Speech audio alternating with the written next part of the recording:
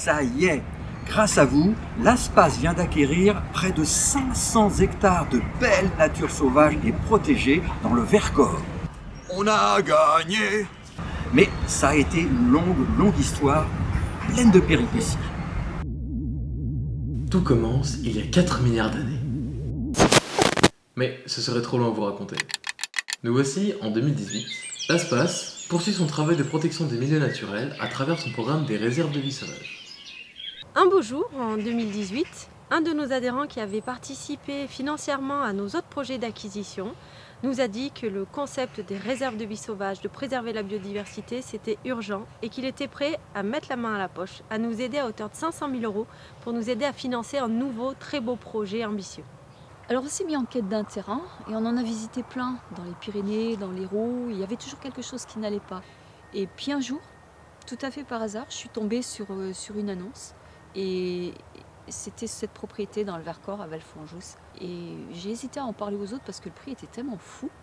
Mais ça correspondait, d'après les photos, ça correspondait tellement à ce qu'on cherchait que j'ai fini par en parler et c'était ça. Voilà, on en est tous tombés amoureux et on s'est lancé dans l'aventure. Et c'est à partir de là que tout s'accélère. On a passé de longues semaines à négocier avec le propriétaire du terrain et début septembre 2018, on s'est lancé. On a signé un compromis de vente avec lui pour acheter la propriété au prix de 2 350 000 €, sous condition d'obtenir le financement d'ici la fin de l'année. Et c'est à ce moment-là qu'on a parié sur vous. Nous avons lancé une cagnotte sur la plateforme participative Helloasso et nous avons récolté près de 100 000 € les 3 premières semaines, ce qui a été totalement inattendu et une très belle surprise pour nous. En parallèle, nous lançons les premières pistes pour trouver de grands donateurs, des soutiens et nous commençons à travailler avec les fondations. Petit à petit, la presse locale s'intéresse au projet, le Dauphiné, France Bleu, Sud Radio. Ensuite, la presse nationale, et là on se dit « Wonderful !» On va pouvoir toucher toute la France et peut-être aussi l'Angleterre, qui sait. Le temps passe, la collecte augmente tous les jours un peu plus, mais fin 2018, l'ASPAS n'a toujours pas réuni les fonds nécessaires. Et comme le projet séduit de plus en plus de monde, dont le propriétaire, celui-ci consent à prolonger le compromis de vente d'1 an, ce qui nous permet de mettre fin déjà au bail de chasse qui s'appliquait sur la propriété. Le travail de collecte repart, mais début 2019, deux grands mécènes sont contraints de se retirer. Le projet perd 400 000 €. C'est la première grosse perte du projet et nous coulons sous les demandes des premiers donateurs qui sont vraiment inquiets. La gestion de la communication est assez délicate. En parallèle, des questions se posent. Le site est constitué de 2 parties, dont une partie clôturée, un ancien enclos de chasse.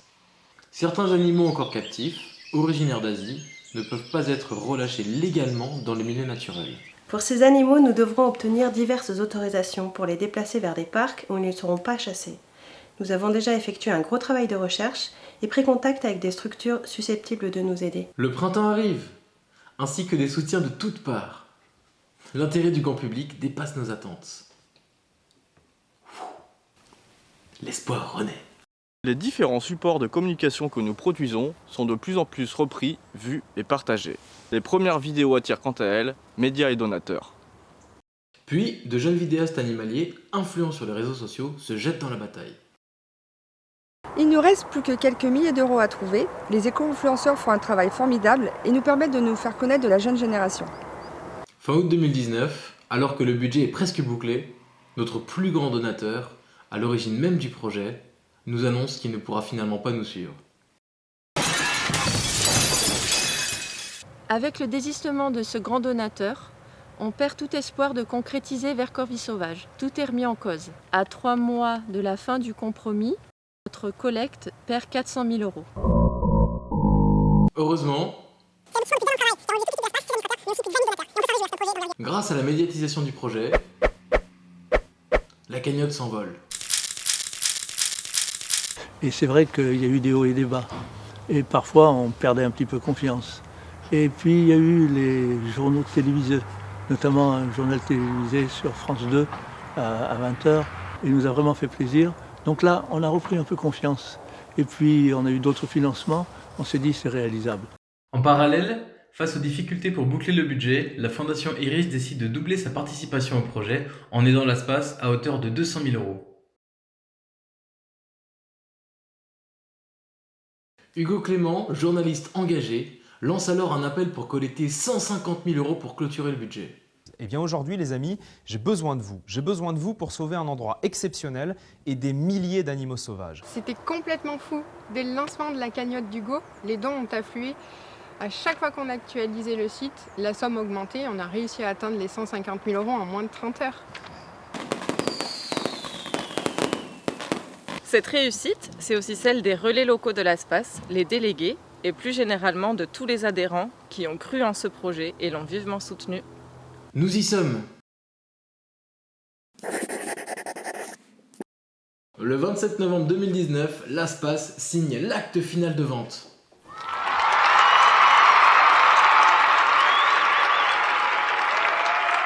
Grosso modo, moi j'étais propriétaire de la clôture et propriétaire des murs, et à l'intérieur j'avais un locataire qui était un chasseur et qui faisait exactement ce qu'il voulait. Puis l'ASPAS elle-même m'a présenté le projet.